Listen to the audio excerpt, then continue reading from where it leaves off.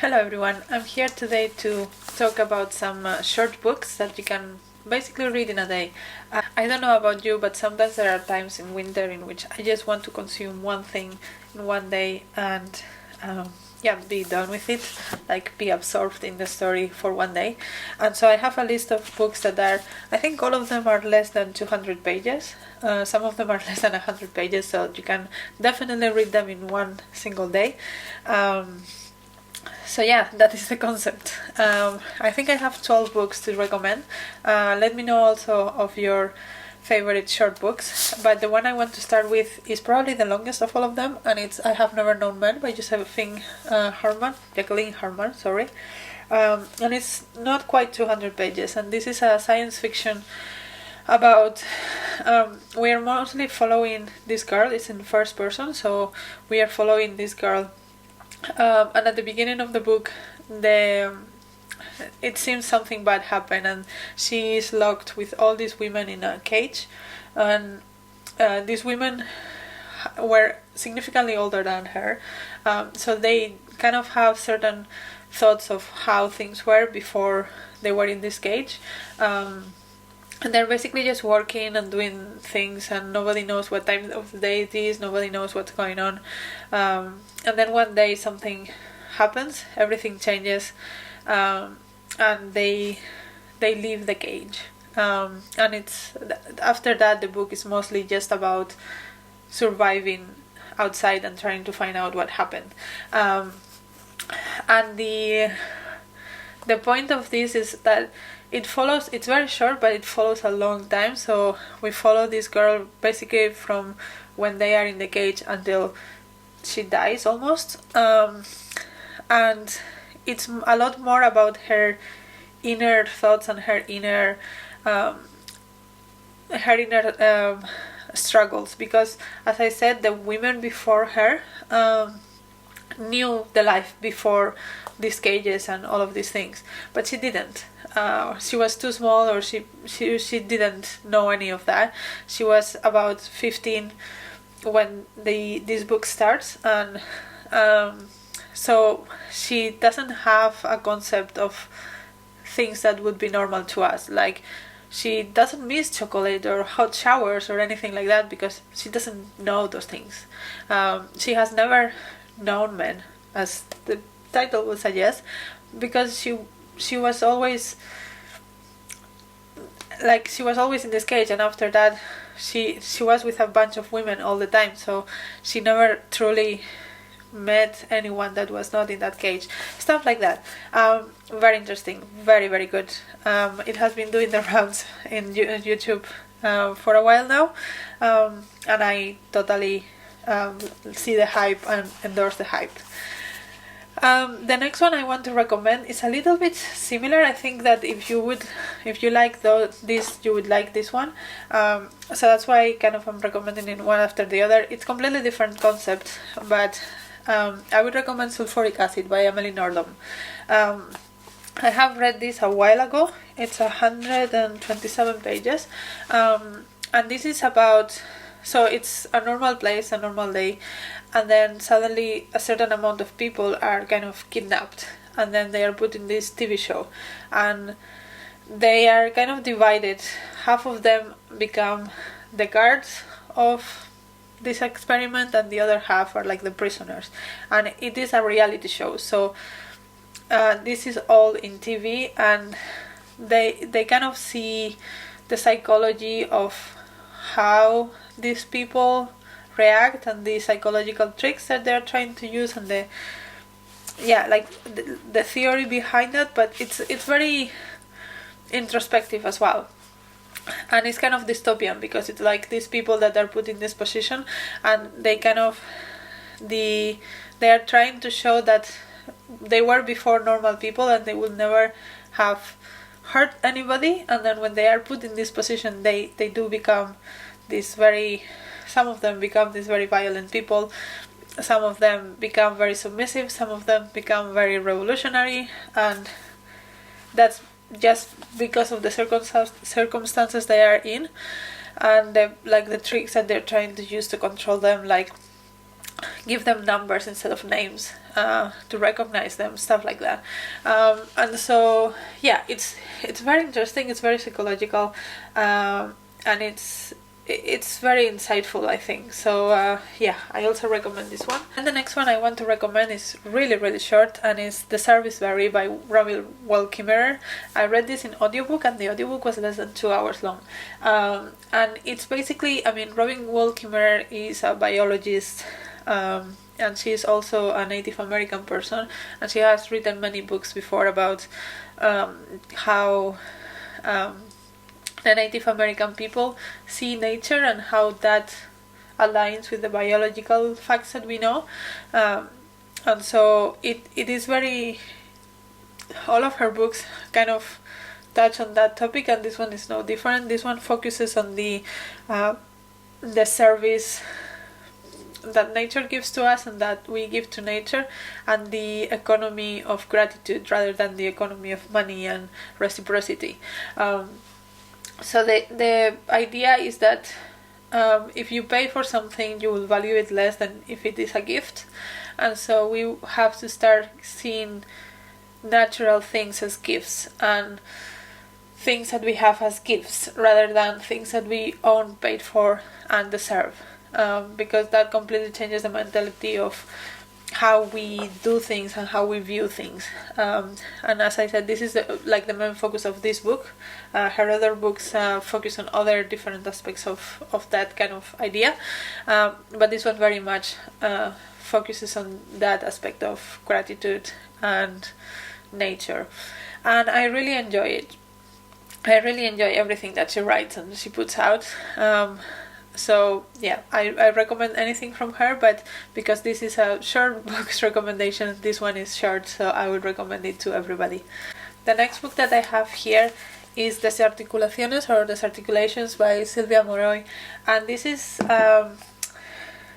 they are very short chapters, and it's I think it's the author had a very good friend of hers that had Alzheimer's, and so each of these chapters is like one of the visits that she did to her friend, and how her friend was kind of slowly degrading in her memory and all the feelings around it. It's very emotional, it's very nuanced and very soft in some parts, but of course the experience is hard.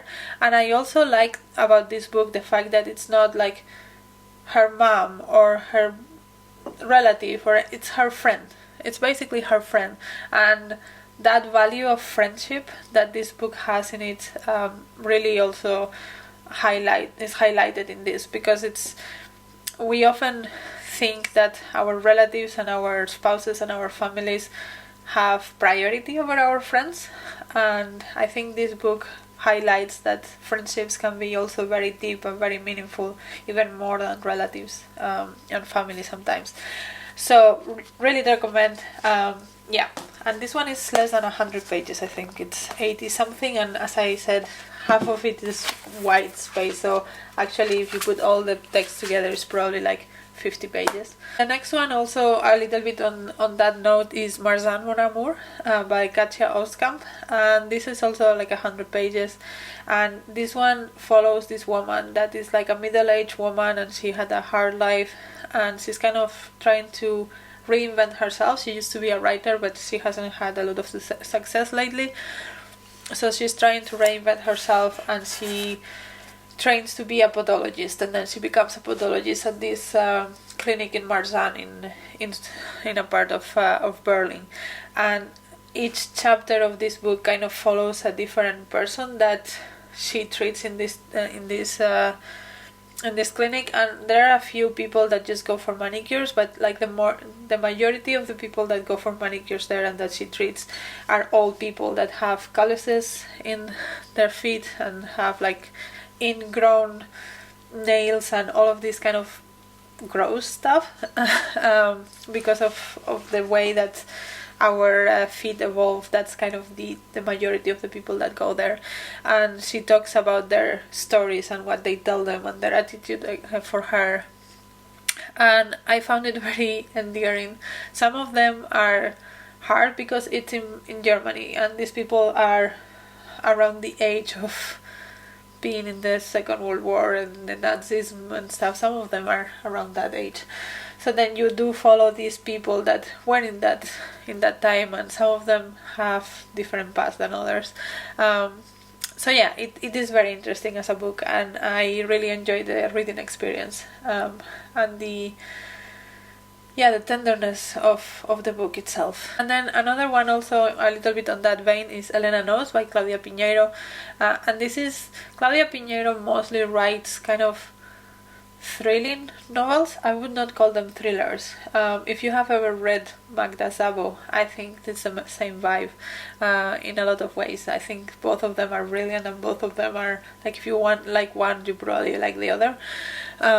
They're basically just building tension in a way that it doesn't necessarily have to be like a murder, or like it's not trying to make you afraid of anything. It's just the mystery that she's building pulls you in. And Elena Knows is about this old woman that again has Alzheimer's or Parkinson. I think it's Parkinson.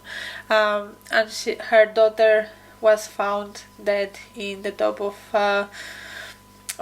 the church tower, basically, and everyone investigating the crime thinks that it was a suicide, and she's convinced that it's not. And so we follow her trying to figure out what happened, and as we follow her throughout this day, because I think it's in the span of a day, throughout this day we also follow like how much she has to stop to recuperate because of her disease, and how many pills she has to take, and how she manages to remember these things and do these things. And at the same time she was trying to go all around the city trying to find out what happened to her daughter. And there is this one thing that happened in their past that also really has an impact on what happened and what she thinks happened. And yeah, it was, as I said, it was very engrossing, and it was also very forgiving of their characters and their flaws, but at the same time she didn't let them out of the, like, she didn't let them get away with things, but she was also very understanding in the way that she explained her characters and she presented her characters, and I think she's very brilliant at building that tension and that willingness to continue reading until you know what happened. So yeah, really recommend that one as well. Then the next one I have to recommend, I think this one is a little bit longer as well, and it's Stillborn by Guadalupe Nettel, and this follows 3 women mainly. The main protagonist that narrates the story, she's like very free on her approach to things, and she decided that she never wanted to have kids, and so she's sticking by that. And her friend from university also said she didn't want to have kids, but then she met her husband and changed her mind and decided to have kids, and that was not going well. It took a long time for them to be able to conceive, and then when she finally conceived there were a lot of issues with the child itself. And then we also have the neighbor of this woman, that she has a teenage boy, and the boy has a lot of issues. She's a single mother, and the boy has a lot of trauma in his life and a lot of issues, and so this woman connects with him in a different way and kind of forms a connection with him and with the mother of this boy. And I think it is a very nuanced conversation on what it means to want to be child-free, and what it doesn't mean that you hate children or that you never want to interact with children anymore, and the way that this woman was able to try to support and try to be understanding of her friends' struggles, and how her perspective was a little bit different than the other women that were around her that did want their own children, and they were happy when this child was conceived, because it gave them hope rather than just because of the fact that they were happy for their friend. So yeah, there's a lot of nuance in this book. I think it was brilliant. I think it was very emotional. I did cry. So yeah, it was very well written as well, and I would recommend. Then the next one I have is Our Sister Killjoy by Ama Ata Aidoo, and this is kind of poetic in some ways. Like, it's not all poems, but it has a lot of poetic nature in it. It's also like 134 pages, and this is about a student from Ghana that moves to Europe to study, and kind of like her stream of consciousness of her homesickness and the racism that she experiences, but also the reasons why she wanted to leave, and kind of like how it's just an expression of how lost she was when she moved away from everything she knew, and how much she misses the things that she thought she didn't want, but at the same time how she doesn't think she has a future going back, so she has to stay there. And it's very beautiful, and it's very eye-opening of the experiences of immigrants or like expats. I am an expat myself, and I really identified with some of the things that this book went about, and I would really recommend it. It's very beautifully written as well. Then another one I would recommend, and I have this one in Spanish, is Ser como ellos, and other articles by Eduardo Galeano, or like Be Like Them. And this is a collection of essays about life, about politics mostly, but Eduardo Galeano is a very humorous man. He is very sarcastic and very witty, and I love his writing because of that. And this is just it's again like that. He also likes to talk a lot about history and be very sarcastic about colonization and all of that. He does talk a lot about colonization, so I will recommend any of his books, but this one in particular is in this video because it's very short. It's 126 pages as well, so it's very very fast to read, and I would recommend to check out Eduardo Galeano in general. Then the next book is actually also kind of about colonialism, and it's Iep Jaltok by Kathy Jetn il-Kijiner, and this is a collection of poetry, and it's written from the author is a Pacific Islander. I don't remember exactly which, the Marshall Islands. So she's a Pacific Islander, and this book deals with the identity of being a Pacific Islander, and how colonization also affects that, and their dreams, and the way they're treated, because sometimes they have to move for school, because I don't know if the Marshall Islands has a university, but it's not a big one if they do. And so they have to move, and how they are perceived outside the Marshall Islands, and how everyone thinks that they are the same everywhere in the Pacific, and they would be compared to New Zealand people and Australians, and it's very different. And it's brilliant. She's brilliant. I have also heard some videos of her reciting her poetry, not in this particular collection, but other poems that she has written, and she's amazing. There is also climate change mentioned in here, because a lot of these islands are in danger because of the rise of the sea levels, and so there is so many things packed here. And this is the kind of poetry that works for me, because it's basically about the feelings for the current things that are happening, and the history of colonialism and the politics and all of that, rather than feelings about people and love and things like that. So very much up my alley. Really recommend this, and it's great. The next one that I have is Minor Detail by Adania Shibli. I will not recommend to read this in one sitting, probably in two.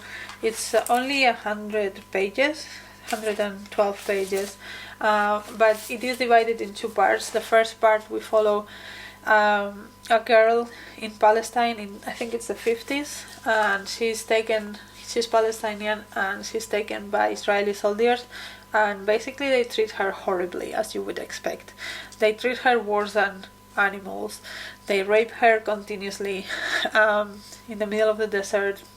Yeah, they make her do everything for them, and it's horrible. And then the second part, it follows a modern woman that finds out about the story of this girl and is trying to find more about her. And the story starts building parallels between the two stories, and it's very brilliant how those parallels are done. And it also shows, like, obviously how horrible the war in Israel is and was, but also like the daily lives. Like, this woman has to spend hours and hours every day commuting just because of all these checkpoints and stuff, not because it's far, just because she has to be in line for hours to pass checkpoints and needs permits, and she's always in constant fear of being killed. And yeah, I think it's brilliant. I think it's very necessary as well, especially now, to talk about these kind of topics. And I think it has been recommended many places, and I add my voices to the recommendation. This is great. It's short. It's very impactful. It's very heart-wrenching. But it's worth a read. And then the last book that I want to talk about is The Employees by Olga Ravn. And this is a book, it's an interesting one. So this is also about 100 pages, and it is structured in interviews. So each interview is a couple of pages, and they are set in this spaceship. And there are some of the people that are interviewed that are humans, and there are some people that are interviewed that are humanoids, robots, AI, whatever you want to call it. And the more that you see the interviews, something happened here, and the more you know the interviews, you kind of build up to what's supposed to happen in this place, but also the less important it seems to start having if people are actually human or people are actually machines. And you start to see the difference less and less. Like, you would be reading an interview and you think this is definitely a human interview, and then at the end it's revealed that it's AI. And so it really talks about the difference between AI and people, and what makes us human, and what actually we define as human, or we define as a person. Like, is it consciousness, because those machines also have consciousness? Is it the ability to make our own decisions? Is it the way we speak, the way we create things? What is that makes us human? That's the main message I got from this book, and I think that's why it's so interesting for me to read this book, because it really goes in depth into what humanity is in a very interesting way, format wise. So yeah, those are all my recommendations for books that can be read in a day, that I will thoroughly recommend. I hope you like the list. I hope you add your recommendations to the list as well. And until next video, bye!